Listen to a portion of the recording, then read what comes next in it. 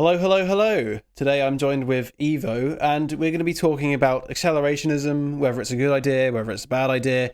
Plenty of people have been talking about it, and it's one of those things in the right wing that people aren't, a lot of people aren't decided. It's an open question. Is it good? A lot of people reject it. They think it's an absolutely terrible idea, and, for good reason, for bad reason, whatever. Uh, so, yes, Evo, if you'd like to introduce yourself and what you do and where people can reach you, that'd be absolutely lovely. Hello there. Yeah, my name's Evo, and thanks for having me on the show, Blamblas. The easiest way of describing myself is someone who believes other people should be evolution pilled. Not just that they believe in evolution, but they should sort of understand the ramifications of such a powerful theory. Um, so evolutionary psychology prominently like mainly is the area that I'm interested in, and evolution, I believe, just has so many great insights into just human nature and even like politics, sexual dynamics, history. So hopefully I can add that sort of lens to this conversation on accelerationism today. Yeah. Yes, brilliant. Okay, so first of all, to define accelerationism, because, uh, well, I approached Evo earlier today with one definition that I had in my mind, only to find that actually there are several definitions, and yes, so accelerationism, as I mean it, is kind of along the lines of, for those familiar with cyclical history, they think, you have your cycle of history, your spring, summer, autumn, winter, then collapse, then back into spring. It's bringing about faster societal collapse such that we can therefore have a faster rebirth, a rebound, regrowth in spring. And it's not about anything to do with capitalism or markets, as other definitions talk about. Uh, it is bringing about collapse and coming out of it better the other end than, say, if we waited another 100, 150 years for things to get even worse, for the quality of the nation, the quality of the people in the nation to decline even further. And if a collapse comes about later on, then we're setting ourselves up for an even worse time and an even greater struggle to come out of it down in the future. Mm. So, I think the first thing we can talk about is why people want accelerationism, why the argument's even made for it. Because accelerationism itself, I mean, we're talking societal collapse, it's no pleasant thing. The decline of society is bad enough, but a total collapse. I mean, I talked about this in my video about the coming demographic apocalypse, although really it's not just demographics, it's so much worse in that in so many ways. There's, this country is very reliant on imports. If we were blockaded, most of us would probably starve within the month. It'd be a really harsh thing.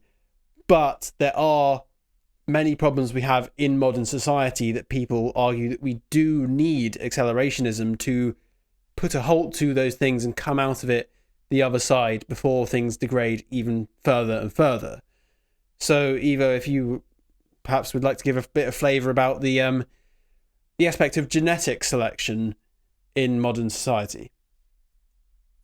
Yeah, so when it comes to the sort of genetic quality, as you will, of the population, we've had I would say, a dysgenic effect for the last maybe 150 years or so. Since about 1850, our intelligence has decreased within just the native Brit.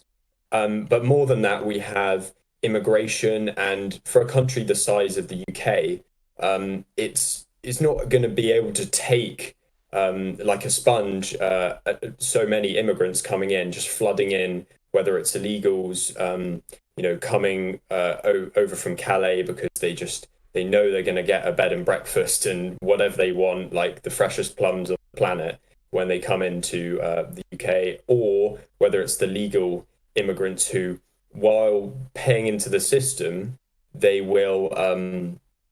naturally degrade the quality of the society, whether it's from a behavioral trait like intelligence, or it's greater propensity to like lie or crime. Various traits tend to be sort of less civilizational and desirable amongst immigrants. And the interesting aspect of the former, I would say, because we know sort of the effect of immigration. The interesting aspect is that the change in genetic quality, or the dysgenics in the native Brits, has often been proposed to be due to a mutational load hypothesis, where essentially we had 50% child mortality, and then within a very short period of time, once the Victorian era was over and gone, we suddenly had a zero, almost 0% mortality. And so and so people like Ed Dutton and I believe Blamblas yourself Yes. believe that essentially we've got more mutant genes within us. Um, but I take the more evolutionary view, which is that it's due to sexual selection, where essentially the elites, the ones that are going to grammar school, they aren't having the same number of children as some guy just on benefits smoking cigs all day. And the result of that is that just naturally um, they're having more children, the underclasses or the lower classes, then you just naturally over time get a working class population, and so you get worse traits. So all in all, whether it's immigration or the native population, serious issues that we need to sort out very, very soon. Yes. So so there's obviously the problem of immigration. Our country is being absolutely flooded with third worlders, and if say we were to have had a total societal collapse in you know pre 1997, pre Windrush or whenever, we'd still largely be a far more ethnically homogenous country, and it's easier for a nation to come out of the other side in a positive sense as a homogenous group rather than as what's most likely a balkanized warring like global tribal groups. So there's that element which is understood, I think, pretty well by everyone on the right. And then there's the question of, as you mentioned, genetic decline. Now, of course, the element you mentioned of selective decline, the less intelligent people having more children, basically those who have less impulse control having more children, all of this, absolutely 100% that is happening, and that is not good for us. We are selecting for bad traits in the gene pool and getting worse people on the whole as a result. It's incredibly dysgenic on that front. And but I say there's also the element which you kind of disagree with of mutational load, which is that there are random mutations in the genes over time, due to radiation, due to chemicals, whatever have you. And I mean, we know that this causes various diseases in people, various heritable diseases, various problems. So the theory of mutational load is that these variations, these mutations that would previously have been selected out by harsh selective pressures, namely high child mortality, but also higher mortality throughout one's life. They die earlier in their lives. Without this selection, there's a kind of genetic entropy where things get worse and worse. Our genes get worse and worse as we pass them down due to mutation, and there's no restorative force to get rid of the bad genes and reward the good genes so much, because we have today a welfare society and a modern healthcare system where someone can be incredibly disabled, incredibly dysgenic, and I mean, you see it. You know that this person would not be able to survive in the natural world. They are only able to survive due to modernity, and plenty of these people, even those who would possibly be able to survive, these people, because of the welfare state, because of other factors like this, are able to pass on their genes, and quite a few of them, as you mentioned, pass them on more. So the net effect is a degradation in, well, not just our nation, but a lot of other nations' quality of their gene pool. So accelerationism and a collapse and the reinstatement of very harsh selective pressure would reverse this process, would put us back into the frame where we are rewarded for having good genes. And there are various other reasons for accelerationism that I'll get onto, but just to mention the actual effect of the collapse, I think we may have a slight disagreement here, but my proposition would be that a collapse, a total breakdown, whether it's devolvement into anarchy, devolvement into regional powers as opposed to the globalist power, or whether it's total technological collapse, that environment would be incredibly harsh. Many people would die. In fact, I think most people would die, especially in a country as our own, which is so reliant on imports. I think around half of our food is imported, much of our energy is imported. People don't know how to fend for themselves. But only the most intelligent people, the strongest people, if you're a woman, the most beautiful, and various other things, the most well connected, the best planning, those who have a sense of group identity as opposed to just individualism, and those who have prepared and are able to think about this and plan for it, those people will be the ones who will, far more than others, be able to survive this. So you have the net effect of anyone who doesn't have those traits, which by and large I consider to be good traits. Those who don't have them would be taken out of the gene pool to a very large extent, and this would be a eugenic effect, although of course a very harsh one, not a pleasant one in the slightest. So yeah, what's your take on the potential eugenic effect of selection through collapse?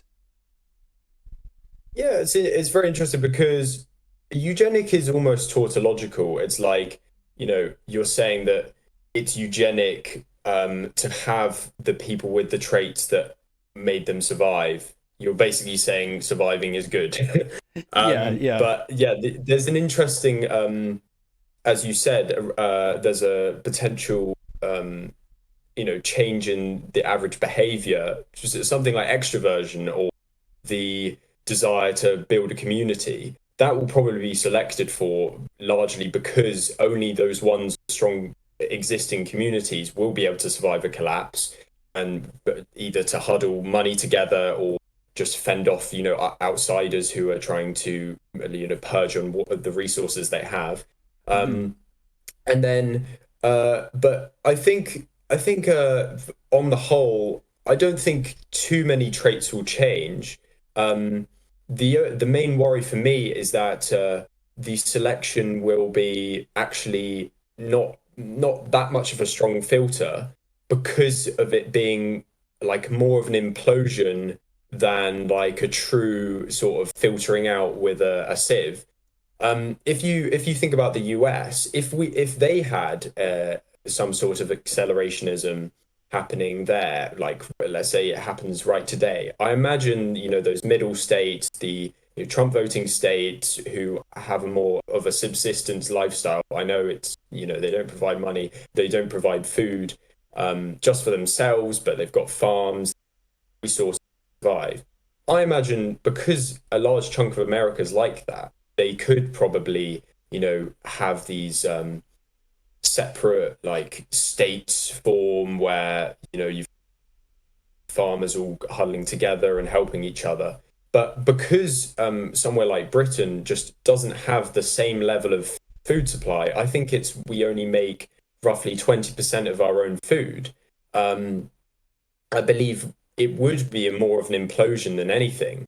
Um, And the worry is that as a result of that, so many people die potentially. Imagine if it's 90% die, um, then it's not really the people that are necessarily the best for the future are going to survive. It could just be the ones who are like the most nepotistic who survive.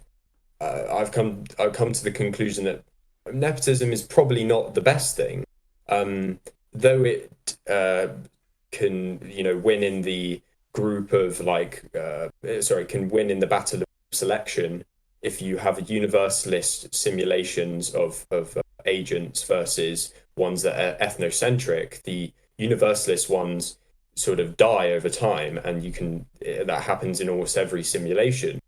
But the rise of the West and what we see as great intuitively is a non-nepotistic world. So it would be interesting to see, how much behavior would truly change. Would people be that much more community binding, that much more sick in a world where only a few die, only a few survive? Yeah, I mean, for sure, the character of a nation that's gone through such a harsh collapse will be incredibly changed.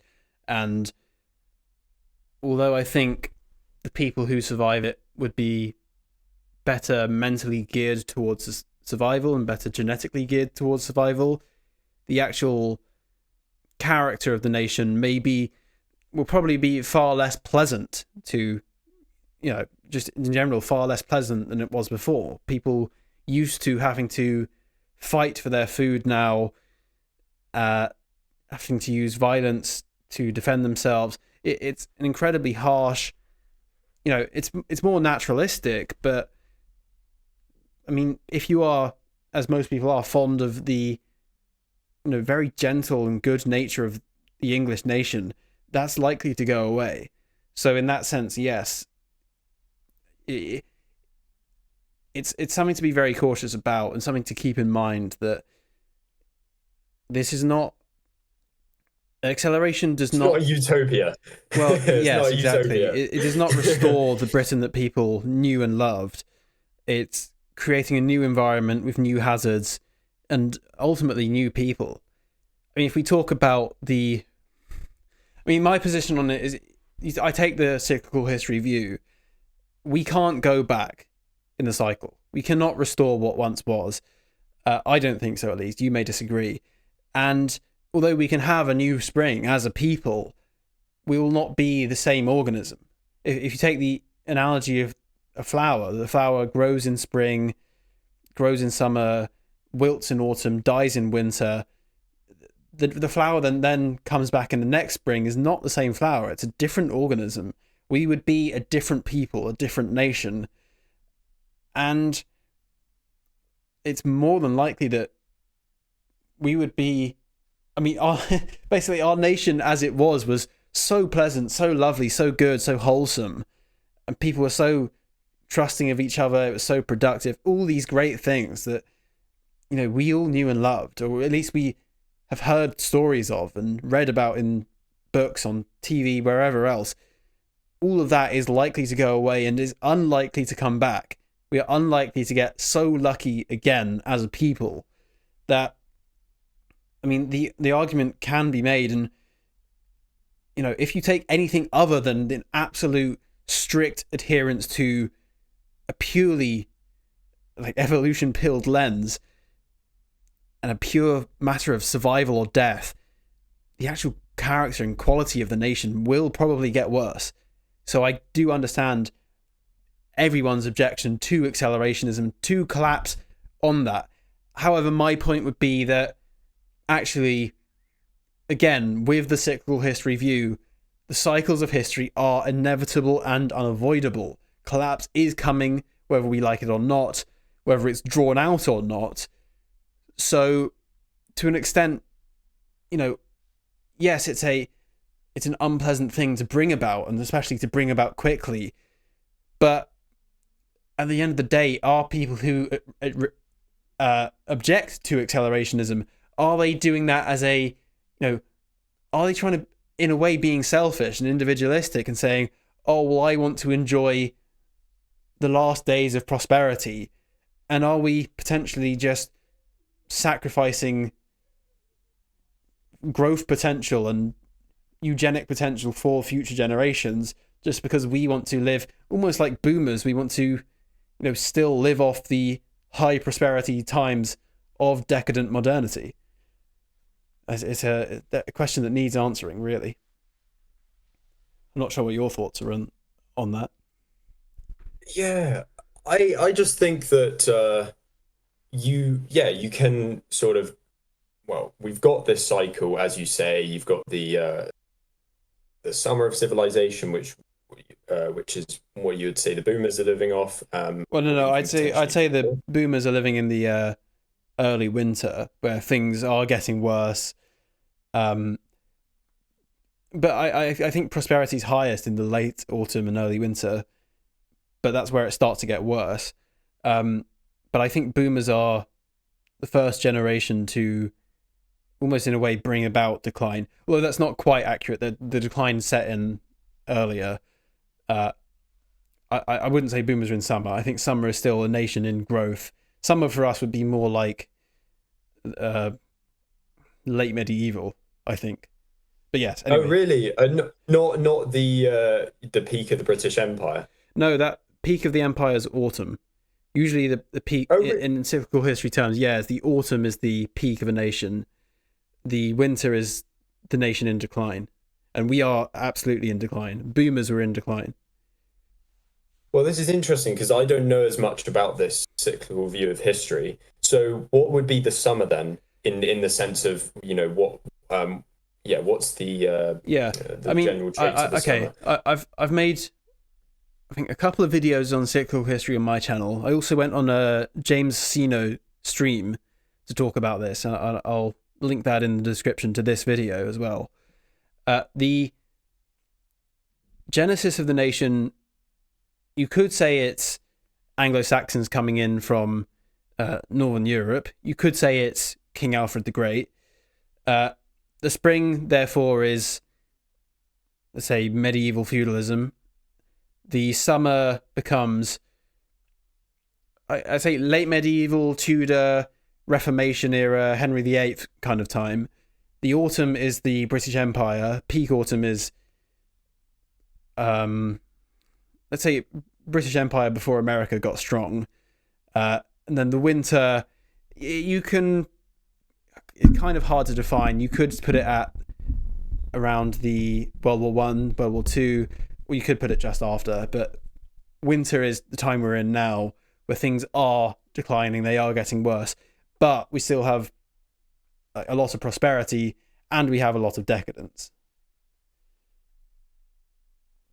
I see. Okay, so it's a much longer cycle. Oh yes, So it would apply to the Roman period as well. The Roman Empire wouldn't the peak of the Roman Empire wouldn't be the summer. It would be the the autumn. sort Yeah, of even before autumn, slightly before autumn. no, the height of autumn is the peak of an Oh, empire. yeah, height of autumn, and then the late autumn is when it suddenly starts getting you start getting like the most decadent phase, and then from then on winter.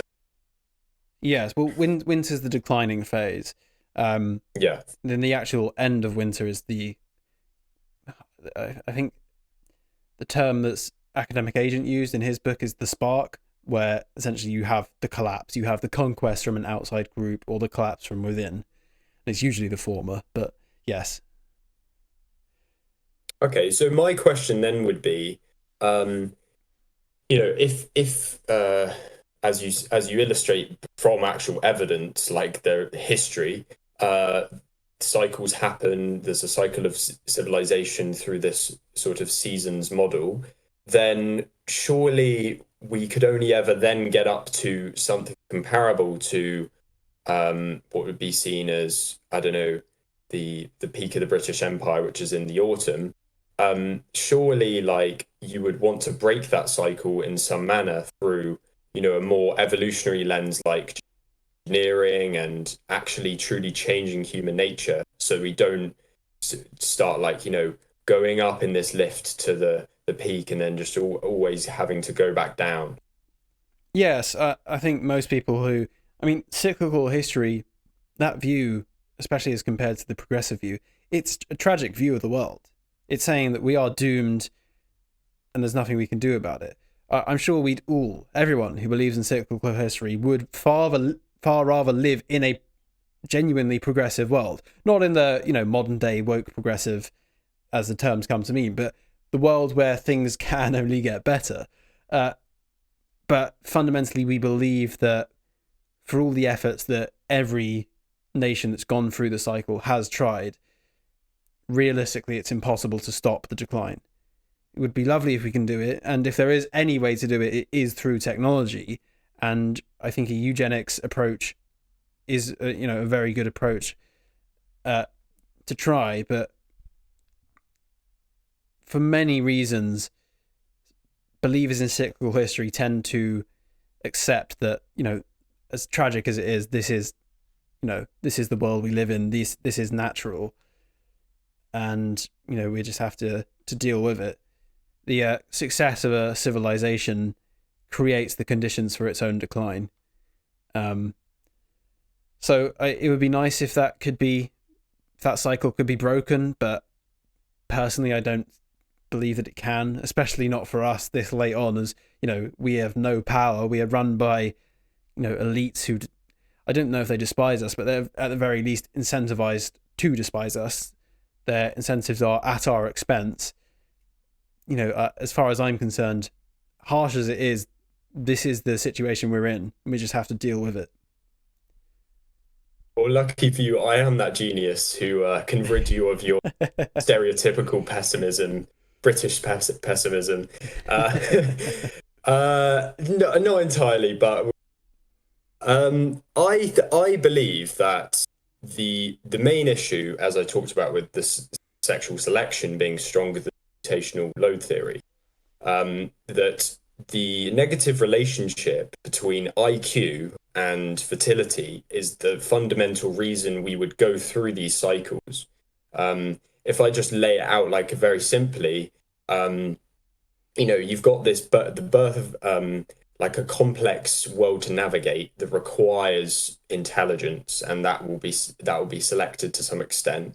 And with this sort of complex, ever changing society, because it's a harsh environment, as innovation and things are actually changing, IQ will naturally increase, and you saw that with Rome, you saw that with the British Empire and so Mm-hmm. on. I think Baghdad is an example Ed Dustin comes up with, but I'm not sure as well read on that.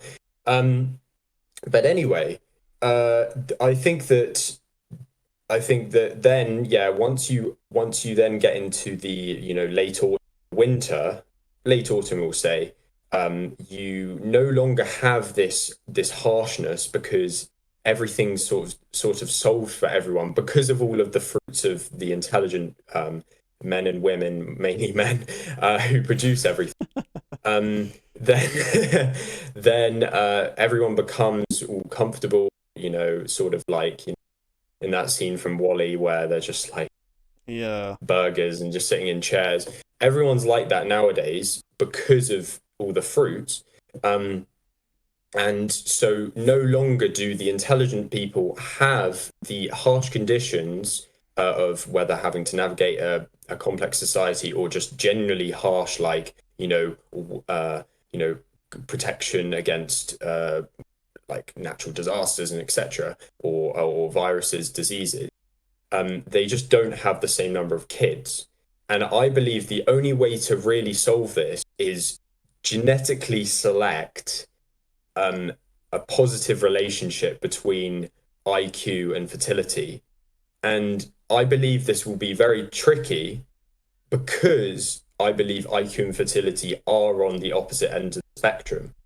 And we might have to fundamentally change human nature.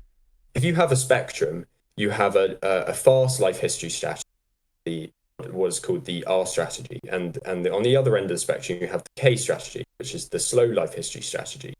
Intelligence is associated with navigating society, living like just sort of the low high impulse control, low time preference, just generally like thinking in the future. Whereas the unintelligent person, um, who almost always is the person of high fertility, is being impulsive. They're not thinking about the abortion that could happen. They're just having kids and they're just having sort of uncontrolled sex.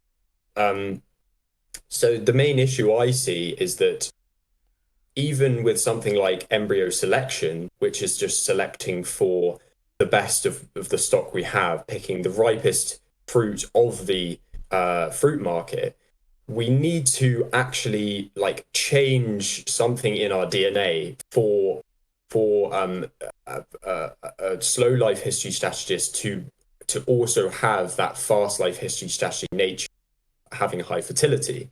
And sure, we have people in the world that do have the two. We have tends to be like highly religious people, like Mormons, or traditionally it was Anglicans, or even potentially like Ashkenazi Jews. But the fact that like on broad scale, over nations and even within nations, this phenomenon of IQ being negatively correlated with fertility is a real big hurdle we must overcome, I believe. Yeah, uh, yeah. I mean, naturally, it won't occur, of course, and I'm sure you'd agree with that. You would need some artificial selection, and I mean, in many regards, it feels like we had a good opportunity to try that. Then uh, Europe lost World War II, and eugenics was demonized as bad. Became bankrupt because of was it? I swear we became bankrupt just because of Churchill. Yes, God. But yeah, no, I mean, I think we could either try it through artificial selection. I think potentially, I mean, the Spartans had their method, which was the agoge, um, where boys were sent out into the harsh wilderness to survive, and those who did survive were, better. They were more eugenic. They were smarter. They were stronger, so on and so forth. Uh, so there are ways that you can try and stay off the cycle of history, but you would need forever to have an elite that views this as good, views this as necessary, and is never tempted by abandoning this and seeking greater prosperity because it's more wholesome, it feels nicer, and fewer people have to die. uh, the problem is the allure of prosperity and an easy life is too tempting that people currently will just go for that. And if there is a way to take that desire out of people's psychology, then potentially that would be a good thing to have the understanding that we need to struggle. We need to struggle because that breeds better people. But at the moment, naturally, it won't occur. But anyway, aside from all that, back to accelerationism. The other, I mean, people argue for accelerationism because a lot of the times it's just because the modernity is perceived as so bad. And, I made a video saying that, as bad as things can be, if you actually shut yourself off from the news and move away from, the diverse areas or what have you, there is still in England, things are still pleasant. You can still have reasonably well an easy life or a good life. But anyway, in any case, things will keep on declining. They will keep getting worse. But the reason why many people reject the idea of accelerationism, and they think it's an absolutely awful idea that's doomed to fail, is that there's no guarantee that we would win, that we would come out of a collapse at all well. A kind of, great reset of society back to, kind of naturalistic terms, back to barbarians living in the ruins of a once great civilization. There's no guarantee that the elites that would arise out from that would be good, that they would have, the interests of the nation at heart. There's no guarantee it will be pleasant at all. And even worse than that is the idea that we'd have collapse in our country only.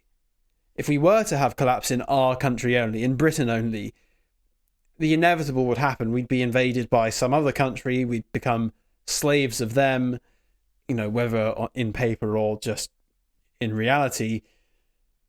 And dealing with collapse is so fraught with risk that many people reject it for this reason as well. So I wonder what you have to say on the risk of accelerationism, and is it worth trying to do this, or should we delay it? Should we plan for it better, perhaps?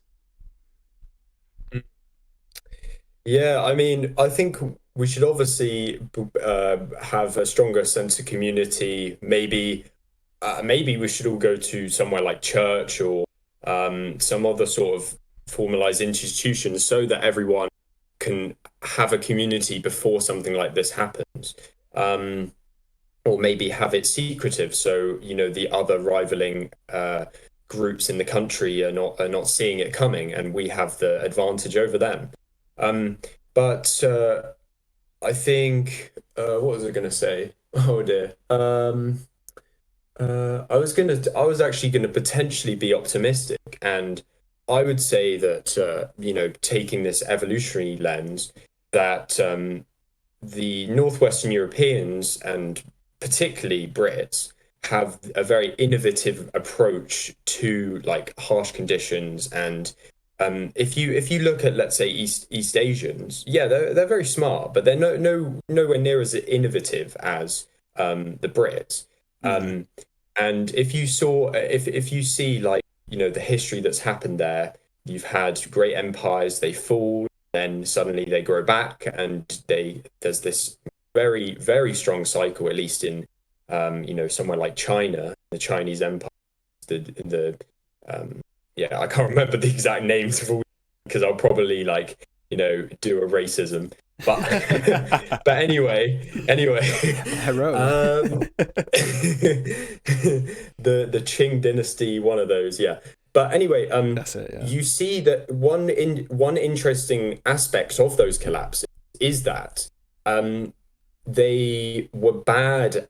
They were particularly bad at keeping the inventions that they had in the shared knowledge, the shared, just like the shared brains of everyone. So once once the water supply dried up, or there was suddenly a big famine,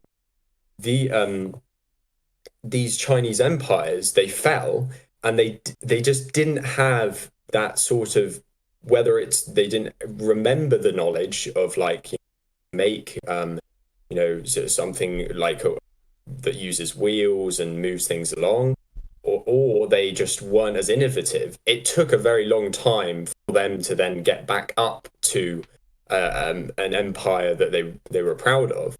So I'm mildly optimistic that at least for some, we will be able to make things with the resources we have left over from a collapse, and potentially be more of a dominant group because of that.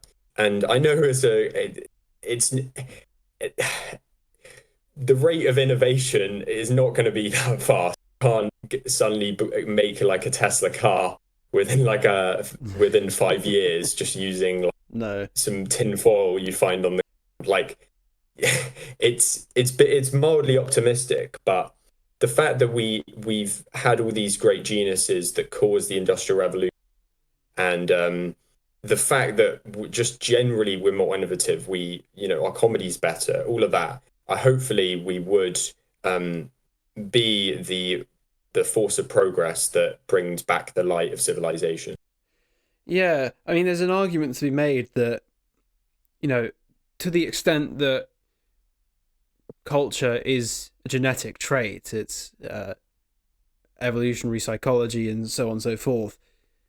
If we're to accept that to be the driving factor, or at least a very strong factor, then potentially, yes, we would recreate the very same culture that we've had in the first place.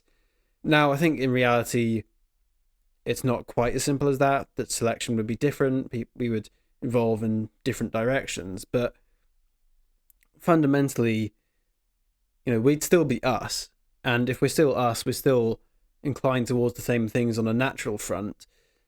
And yes, potentially we could return to the glory days of innovation and scientific achievement and this, that, and the other.